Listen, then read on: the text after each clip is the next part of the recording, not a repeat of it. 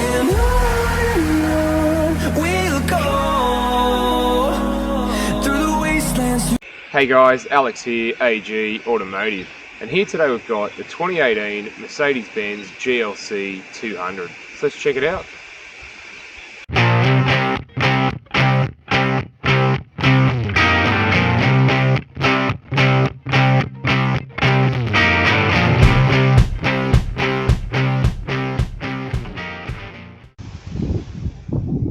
Alright, before we get into the video, just want to do a shout out to Central Coast Motor Group, who were nice enough to let me have a look at this today, and I'll leave their contact details down below.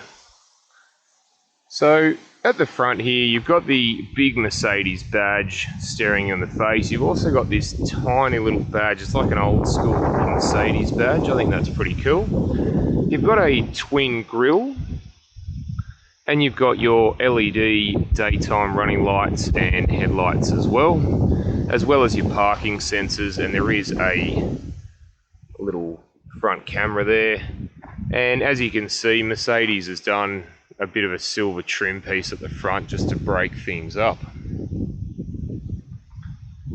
So what are your thoughts on the GLC, as it's based off the C-Class Mercedes? So the wheels on the GLC are 20-inch wheels, and they've got a really nice design. It sort of suits the car really well. Now we also have under there a camera, as this one's got the 360 cameras. And if we come round to the back here, you've got the Mercedes badge, you've got the GLC 200, and then further down you've got a nice trim piece there with exhaust tips. And if we have a look, there actually is an exhaust in there. It's not a fakie like some of these other cars do.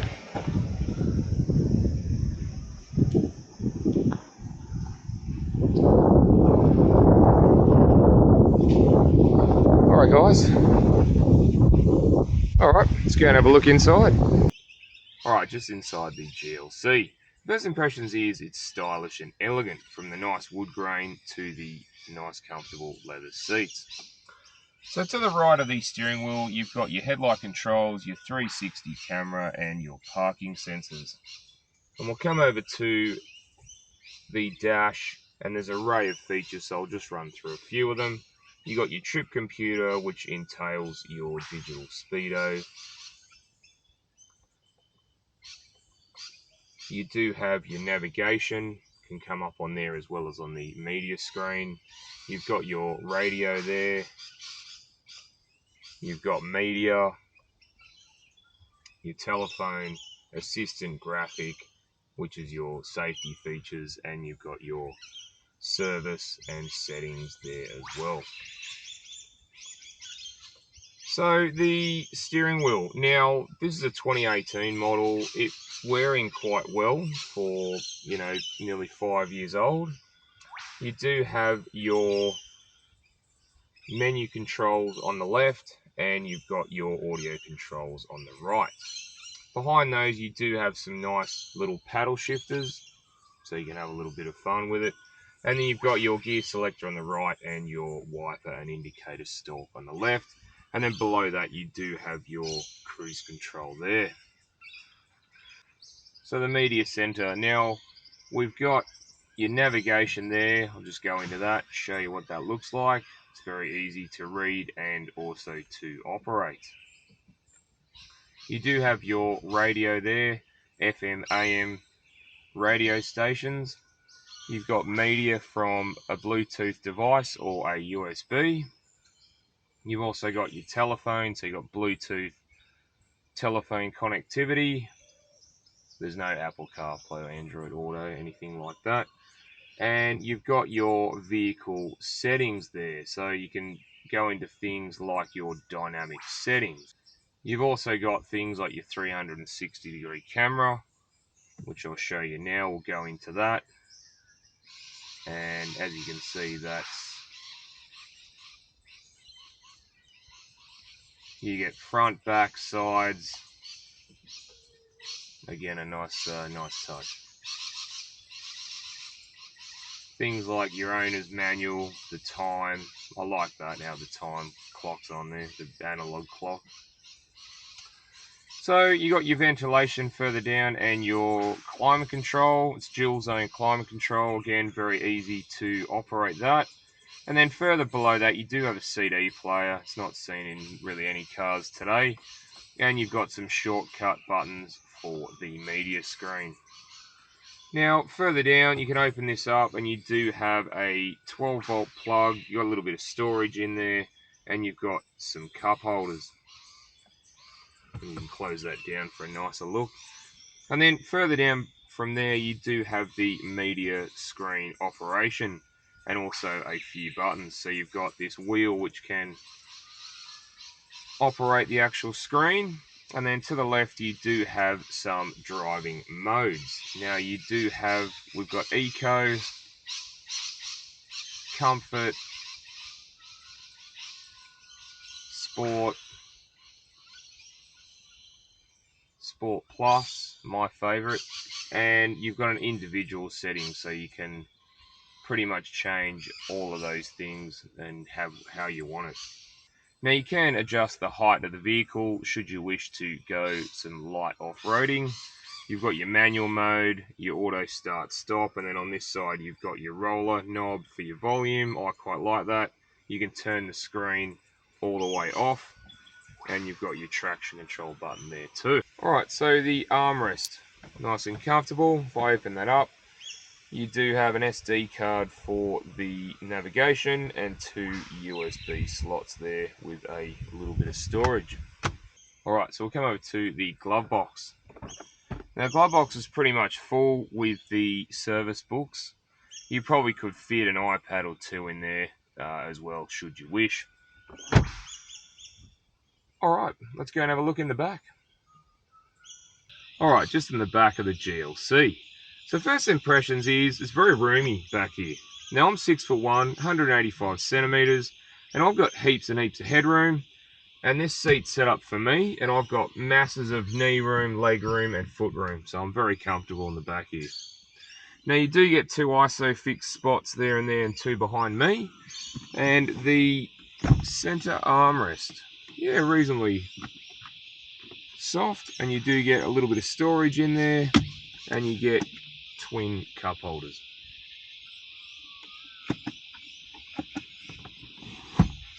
So the rear passengers get ventilation in the back and a little bit of storage space down the bottom there.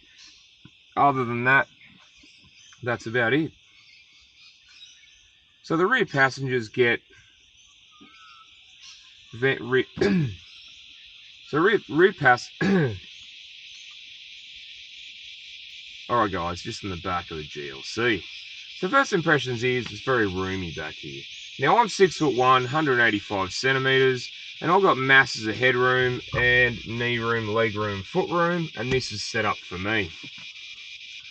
So you do get 2 ISOFIX spots on the 2 outer seats there and behind me, and the armrest. It's nice and soft, and you get a little bit of storage space there, and you do get twin cup holders there as well.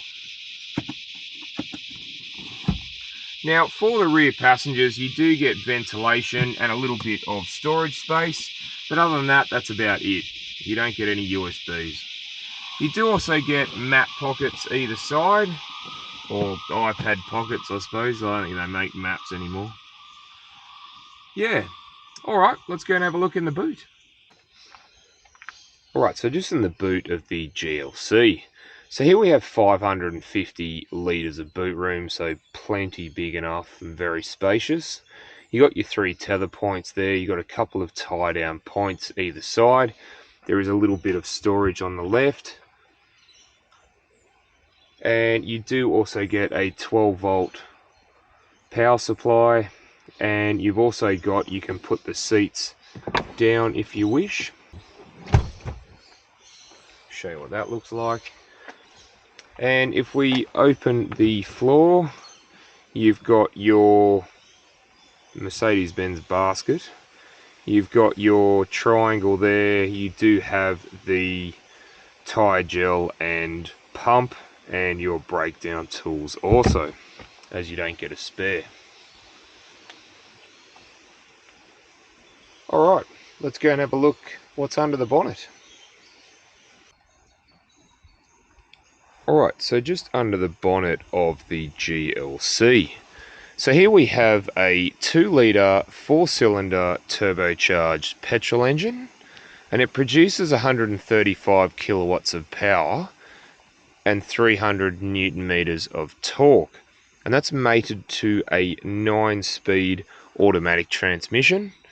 And Mercedes-Benz claim of combined fuel consumption is 7.2 litres per 100 kilometres. Alright, let's go for a drive. Alright, so just going for a little drive in the GLC, so let's go.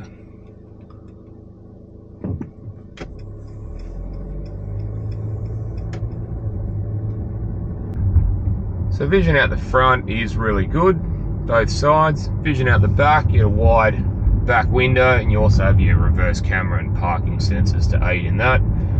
Vision out the side is really good, all the way to the back corner, and the mirrors have a good wide field of view, which is nice.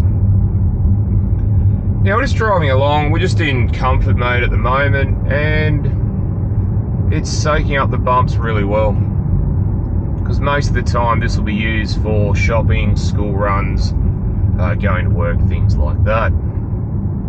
So just cruising around the suburbs, doing about 50 k's, and it's just nice and quiet in here.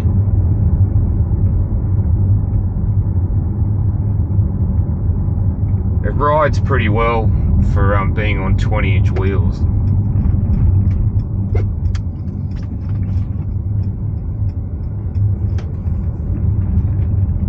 Now if I put into like Sport Plus, so far it's slightly bumpier, I will give it that. Yeah, I can feel it. And we'll come to this speed hump. Actually, you know what, I'm reasonably impressed. Even in sport mode it still seems to soak up the bumps, but you can feel it does change a little bit. But the 2-litre just continually just has the torque up and down hills, and where we are it's quite hilly, so it's good to sort of put it to the test. So what's the car like when you do go out onto the main road? Well, let's have a look.